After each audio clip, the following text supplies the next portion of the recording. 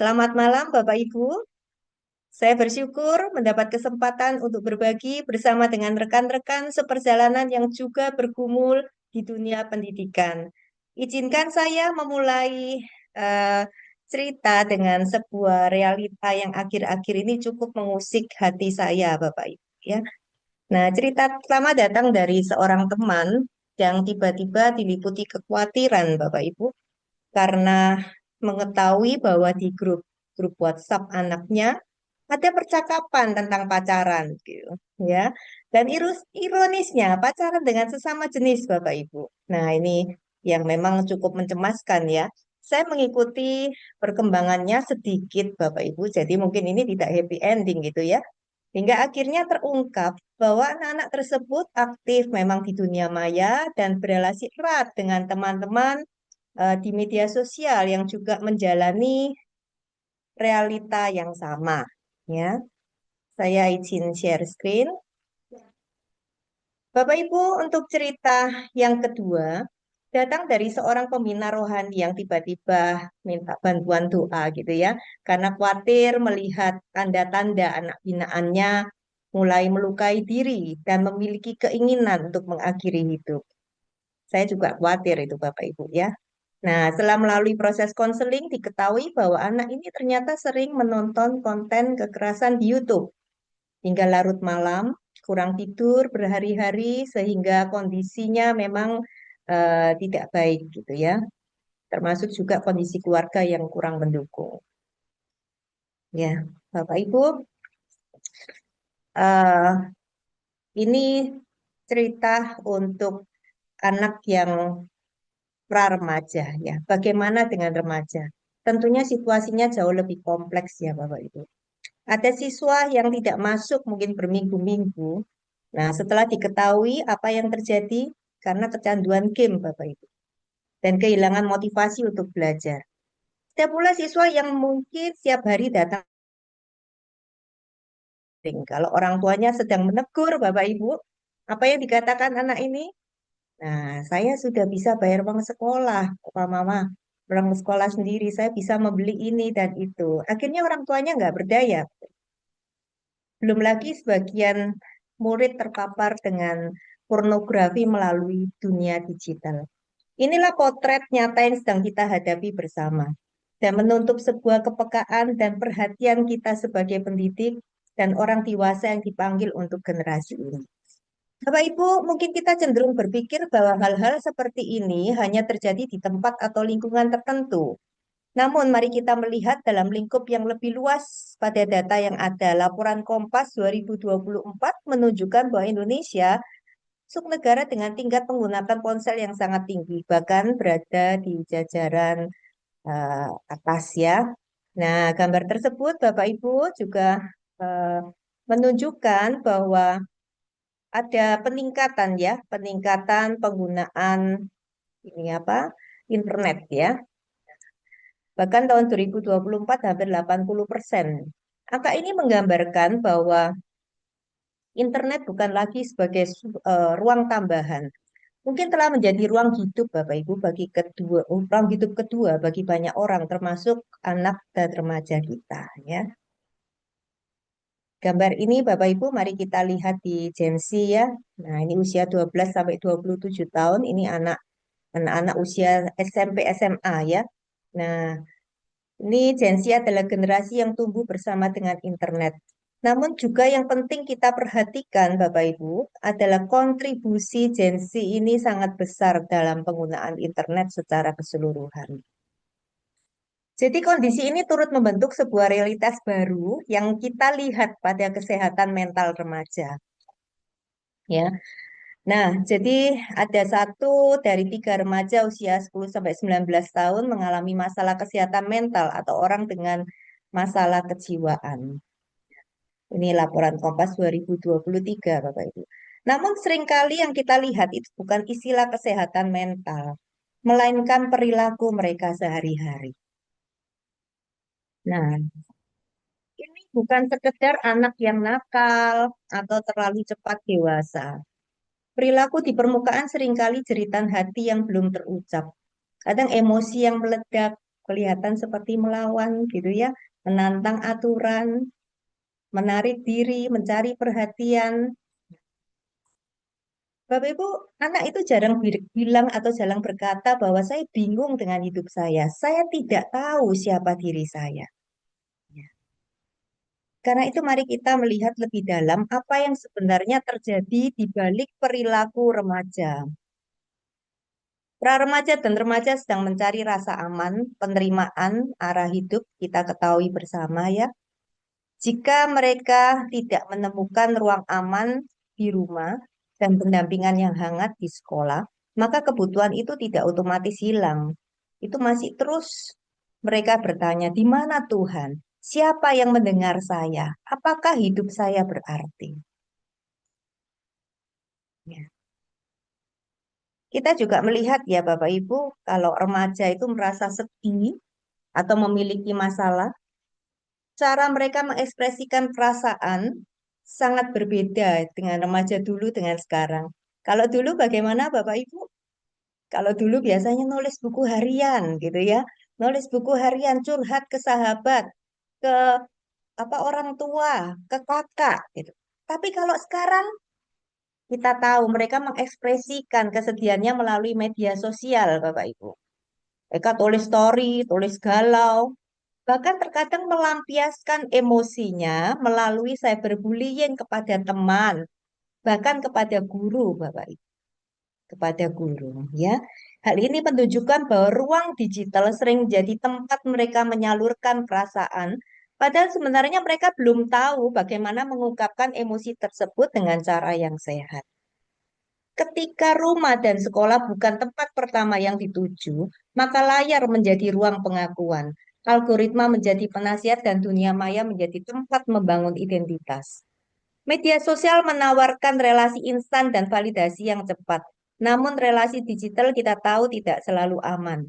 Perundungan tidak berhenti di sekolah, cyberbullying dapat terjadi kapan saja, bahkan di kamar tidur anak. Seperti yang kita lihat pada slide ini, Bapak Ibu, kesehatan mental siswa berada di tengah-tengah pengaruh ya. Yang pertama, ekosistem di dalam sekolah ya. Kita lihat bagaimana peran guru, relasi dengan teman, nah iklim sekolah, sistem dukungan sekolah. Nah, guru, jika guru mengintegrasikan nilai-nilai rohani di dalam pembelajaran ya, dan nampak dalam teladannya, nah sehingga siswa bisa belajar melihat hidup dalam perang firman Tuhan dan relasi dengan teman ini juga baik, saling mendukung, iklim sekolah ini aman, menghargai, dan ada dukungan Bapak Ibu, ada dukungan sekolah ya. Misalnya ada pastoral care, pemanggilan guru secara pribadi kepada siswa, mendoakan, lalu ada pastoral counseling. Bapak Ibu, mestinya kesejahteraan siswa itu dapat ditolong gitu ya. Ini dapat membentuk well-being gitu bagi mereka ya, well-being yang baik. Nah, tapi kita juga tahu bahwa kehidupan anak tidak hanya di sekolah, mereka punya ekosistem di luar sekolah. Nah, apa itu keluarga, gereja, masyarakat, dan media sosial. Lingkungan-lingkungan ini juga membentuk cara anak berpikir, merasakan, dan melihat akan dirinya. Nah, bagaimana sekarang dengan peran sekolah Kristen? Ya. Sekolah Kristen ini memiliki peran penting tapi tidak bisa berjalan sendiri. Ketika muncul perilaku yang mengkhawatirkan, respon yang sehat bukan hanya sanksi, ya, melainkan dialog. Sanksi atau tindakan disiplin boleh dilakukan ya, tetapi awalilah dengan dialog. Dialog dengan anak, bahkan dialog dengan orang tua. Mengundang orang tua untuk dialog seringkali tidak mudah, Bapak Ibu. Ya, ada banyak tantangan. Ada kalanya orang tua itu tidak siap ya menerima kondisi anak yang sedang mengalami pergumulan ya. Nah, sehingga percakapan itu sebaiknya diawali dengan penyampaian perkembangan yang baik tentang siswa. Setelah itu, kemudian mendiskusikan area yang masih perlu dibimbing dan dikembangkan, sehingga dialog dapat berlangsung dengan lebih terbuka. Ya. Jadi bukan untuk menyalahkan, tetapi memahami kebutuhan yang belum dipenuhi. Ketika sekolah duduk bersama dalam empati dan keterbukaan, maka anak akan belajar bahwa saya tidak sendirian menghadapi masalah saya. Dalam mendampingi anak, ada dua hal yang tidak boleh dipisahkan, relasi dan kebenaran.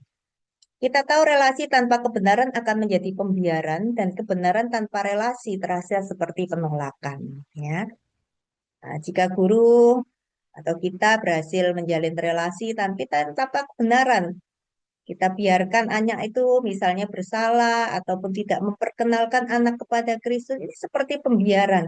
Tetapi sebuah kebenaran yang terus disampaikan terus-menerus tanpa sebuah relasi yang baik, itu akan terasa seperti penolakan. Bapak Ibu, anak tidak membutuhkan salah satu, tapi keduanya sekaligus. Nah, relasi murid dengan guru sangat dipengaruhi oleh kata-kata yang diucapkan oleh guru. Ketika guru berbicara tentang kasih, ya, tentang pengertian, penguatan, sebenarnya guru sedang menolong murid melihat dirinya sebagai pribadi yang berharga di hadapan Tuhan. Suatu hari ada yang bertanya kepada saya, mengapa ya akhir-akhir ini murid ini kok terasa semangat ya? Nah, biasanya tidak semangat Bapak Ibu ya. Banyak orang tidak mengetahui alasannya. Tetapi saya tahu satu hal. Perubahan itu terjadi karena ada guru yang sabar menunggu dia pada saat dia sakit, Bapak Ibu. Kasih makanan kecil, kasih support, kasih pujian gitu ya, kasih apresiasi. Nah, padahal sebelumnya murid tersebut bahkan tidak mau bertemu dengan guru manapun, Bapak Ibu secara pribadi ya. Tapi akhirnya sejak dia menerima perhatian ini, terjadi perubahan ya. Nah, perlahan terjadi sebuah perubahan yang besar. Bapak Ibu, sehingga kata-kata yang meruntuhkan, kamu selalu salah, kamu nggak bisa, kamu itu bikin repot. Bahkan kadang-kadang mungkin yang tajam. Kok nggak pinter-pinter ya? Nah, itu Bapak Ibu. Ini mesti kita ganti ya dengan kata-kata yang membangun. Saya dengar ceritamu, saya mau dengar ceritamu. Nggak apa-apa, belajar pelan-pelan. Usahamu berarti ya. Nah, Bapak Ibu, hal berikutnya yang perlu kita terus kumpulkan yaitu tentang sebuah metode pembelajaran. Kita sering mendengar kadang-kadang anak keluar ya dari kelas gitu ya. Nah, ada yang saya dengar sampai lompat dari pagar gitu keluar dari sekolah ini ngapain gitu ya. Ini biasanya anak SMA begitu ya. Tapi SMP juga ada itu ya. Nah, ketika ditanya biasanya nggak jujur Bapak Ibu banyak alasan. Tetapi sebenarnya kalau mereka mau jujur gitu ya, mereka akan menyatakan bahwa bosan gitu ya, bosan dalam pelajaran. Nah, banyak anak bukan tidak mau belajar, tetapi mengalami kesulitan karena mungkin gaya mengajar ini tidak selaras dengan gaya belajarnya. Pada umumnya guru berbicara 100 sampai 200 kata per menit. Sementara siswa bahkan ketika berkonsentrasi penuh hanya mampu menyimak secara efektif separuhnya. Baik. Nah, jadi metode pembelajaran yang interaktif dan melibatkan murid bukan hanya membantu mereka memahami materi, tapi juga menolong mereka menyadari bahwa mereka mampu belajar dan bertumbuh. Karena itu memandang anak sebagai gambar dan rupa Allah ini harus berdampak nyata pada metode mengajar. Ini salah satu interaksi guru dengan murid ya, yang bentuk sebuah ekosistem di sekolah. Hal yang lain mungkin kita perlu melihat bahwa ruang di luar akademik ini sekarang bukan menjadi pelengkap ya, melainkan sebuah kebutuhan. Ketika sekolah memberi ruang sesuai minat bakat anak belajar bahwa dirinya itu bernilai, bukan hanya dari angka rapot. Ibu Lili tinggal Pertamaan, 1 menit. iya Bu, ini terakhir. Pertanyaan yang perlu kita bawa pulang bukan hanya soal metode, kurikulum, dan strategi pendidikan. Pertanyaan lebih mendasar, di bawah otoritas siapa cerita hidup anak-anak kita sedang dibentuk? Apakah oleh media sosial dan budaya populer yang bergerak cepat, dangkal, dan seringkali terlepas dari kebenaran Allah, ataukah oleh Tuhan yang berdaulat, yang memanggil setiap anak untuk hidup di dalam tujuannya dan membentuk mereka semakin serupa dengan Kristus. Karena itu, tugas kita sebagai sekolah Kristen bukan sekedar mengoreksi perilaku yang tampak di permukaan. Kita dipanggil menjadi alat anugerah Allah, menghadirkan kasih, kebenaran, disiplin yang memulihkan, dan iman yang nyata. Sekali lagi kita dipanggil menjadi alat anugerah Allah, menghadirkan kasih, kebenaran, disiplin yang memulihkan, dan iman yang nyata. Terima kasih, semoga menjadi berkat. Saya kembalikan kepada Bu Sarina. Terima kasih Ibu Lili.